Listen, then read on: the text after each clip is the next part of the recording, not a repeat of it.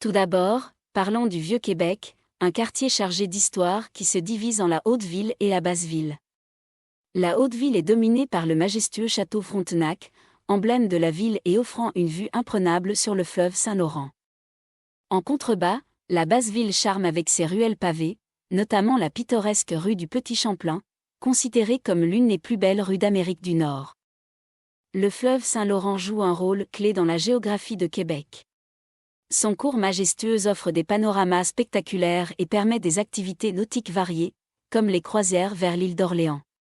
Cette île voisine, véritable écrin naturel, est un lieu où l'on découvre des produits du terroir et des paysages agricoles préservés. Prenons la route vers le parc national de la Jacques-Cartier, un paradis pour les amateurs de plein air, où les vallées glaciaires sculptent le paysage et où l'on peut pagayer sur des rivières sinueuses. Non loin de là, les chutes Montmorency s'élèvent à 83 mètres de hauteur, surpassant celles du Niagara. En hiver, elles se transforment en un impressionnant cône de glace, attirant les curieux et les aventuriers. Un peu plus au nord, on atteint le fjord du Saguenay, un spectacle géologique fascinant.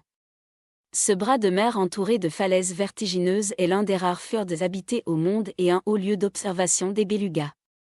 Parlant de faune, le parc national de la Gaspésie est un autre incontournable.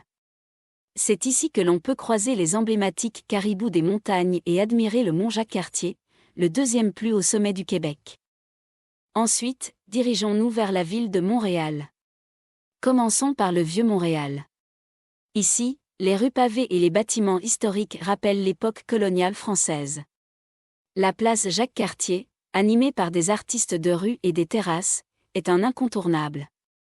Non loin de là, la basilique Notre-Dame impressionne par son architecture néo-gothique et son intérieur somptueux.